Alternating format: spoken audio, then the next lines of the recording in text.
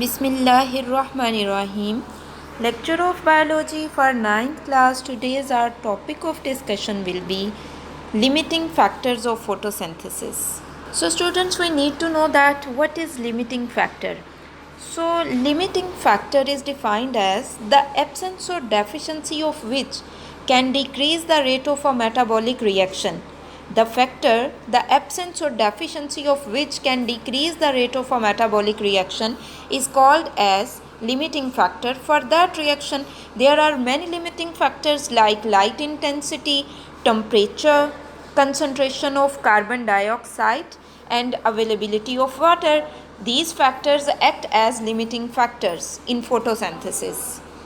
Students, अगर हम limiting factor की बात करें कि लिमिटिंग फैक्टर क्या होता है, तो एक ऐसा फैक्टर जिसकी एब्सेंस या फिर डेफिशिएंसी, यानी कि एक ऐसा फैक्टर जिसका ना होना या उसका कम हो जाना मेटाबॉलिक रिएक्शन के रेट पे इफ़ेक्ट डाले, उसे हम लिमिटिंग फैक्टर कहते हैं. फॉर एग्जांपल, टेम्परेचर हमारे पास एक लिमिटिंग फैक्टर है, लाइट इंटेंसिटी एक लिमिटिंग फैक्टर है, concentration of carbon dioxide as well as availability of water, यानी वाटर की प्रेजेंस जो है वो हमारे पास एक लिमिटिंग फैक्टर है. और ये लिमिटिंग फैक्टर किसके हैं? ये लिमिटिंग फैक्टर हैं फोटोसिंथेसिस के. So the next is given effect of light intensity and temperature.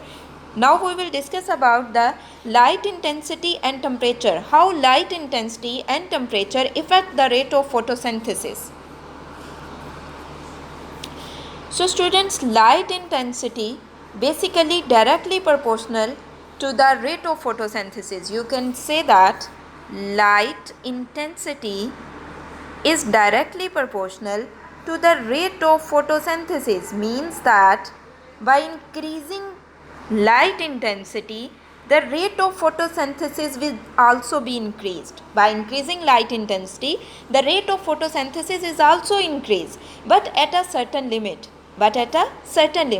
In case of a high light intensity, the rate of photosynthesis becomes constant. अगर हम लाइट इंटेंसिटी की students बात करें तो लाइट इंटेंसिटी डायरेक्टली प्रोपोर्शनल है photosynthesis के. मतलब आप लाइट इंटेंसिटी को इंक्रीज़ करते हो, रेट ऑफ फोटोसिंथेसिस भी इंक्रीज़ होगा, लेकिन एक सर्टन लिमिट पे. अगर आप उस सर्टन लिमिट से ज़्यादा लाइट इंटेंसिटी को बढ़ा देते हो या लाइट इंटेंसिटी उस सर्टन लिमिट को एक्सीड कर जाती है, उससे ज़्यादा बढ़ जाती है, तो रेट ऑफ फोटोसिंथेसिस कॉन्स्टेंट रहेगा, उस पर कोई इफ़ेक्ट नहीं आएगा. Similarly, the temperature is also directly proportional to the rate of photosynthesis. So you can say that temperature is directly proportional to the photosynthesis. By increasing the temperature, the rate of photosynthesis will also be increases. By increasing the temperature, the rate of photosynthesis will also be increases. And by decreasing the temperature, the rate of photosynthesis will also be decreases. By decreasing the temperature, the rate of photosynthesis will also be decreases, but at a certain limit. But if light intensity is too low, in case of light intensity is too low, the temperature has little influence on the rate of photosynthesis. So students, अगर हम temperature की बात करें तो temperature भी photosynthesis के directly proportional है. अगर आप टेम्परेचर को इंक्रीज़ करते हो तो रेट ऑफ फोटोसिंथेसिस इंक्रीज़ होगा, और अगर आप टेम्परेचर को डिक्रीज़ कर दो तो रेट ऑफ फोटोसिंथेसिस भी डिक्रीज़ होगा, लेकिन एक सर्टन लिमिट पे. अगर आप उस सर्टन लिमिट को क्रॉस कर जाते हो तो आपके फोटोसिंथेसिस के रेट पे कोई इफ़ेक्ट नहीं होगा. So students, rate of photosynthesis जो है वो डायरेक्टली प्रोपोर्शनल है टेम्परेचर के. ठीक है, photosynthesis is directly proportional to temperature. अगर तो टेम्परेचर इंक्रीज़ होता है तो फोटोसिंथेसिस का रेट भी इंक्रीज़ हो जाता है. अगर टेम्परेचर आप डिक्रीज़ करते हो तो रेट ऑफ फोटोसिंथेसिस भी डिक्रीज़ हो जाता है, लेकिन एक सर्टन लिमिट पे. अगर आप टेम्परेचर को उस सर्टन लिमिट से इंक्रीज़ या डिक्रीज़ करते हो तो उसका इफ़ेक्ट फोटोसिंथेसिस पे डिफरेंट होगा. लेकिन अगर लाइट इंटेंसिटी जो है वो बहुत लो है और जो टेम्परेचर है, देन उसका फोटोसिंथेसिस पे लिटिल इन्फ्लुएंस होगा, यानी कि माइनर सा चेंज आएगा रेट ऑफ फोटोसिंथेसिस पे. नेक्स्ट हमारे पास जो लिमिटिंग फैक्टर है, that is effect of concentration of carbon dioxide on the rate of photosynthesis. So concentration of carbon dioxide is also directly proportional to the rate of photosynthesis. If concentration of carbon dioxide is increases, the rate of photosynthesis is also increases. And if the concentration of carbon dioxide is decreases, the rate of photosynthesis will also be decreases, but at a certain limit.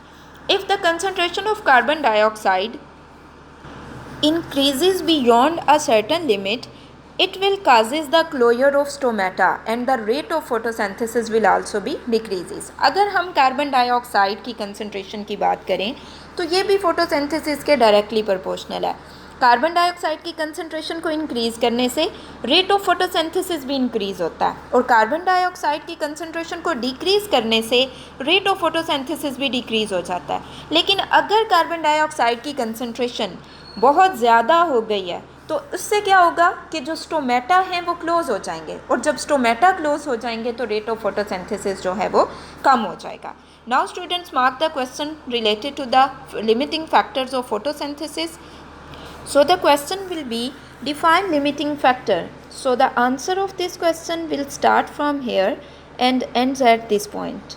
Similarly, next question will be write the effect of light intensity and temperature on the rate of photosynthesis. So the answer of this question will start from here and ends at this point. The next question will be write the effect of carbon dioxide concentration on the rate of photosynthesis. So the answer will be start from here and ends at this point. अब Urdu medium वाले students question mark कर लीजिए. So students question जो आपको यहाँ से आएंगे वो ये है कि लिमिटिंग फैक्टर जो है किसे कहते हैं, तो इसका आंसर आप यहाँ से यहाँ तक मार्क करेंगे. नेक्स्ट क्वेश्चन आपके पास है कि रोशनी की शिद्दत और टेम्परेचर का फोटोसिंथेसिस पर क्या असर होता है, तो इसका आंसर आप यहाँ से यहाँ तक मार्क करेंगे. नेक्स्ट क्वेश्चन है कार्बन डाइऑक्साइड की कंसंट्रेशन का फोटोसिंथेसिस पे क्या असर होता है, तो इसका आंसर आप यहाँ से यहाँ तक मार्क करेंगे.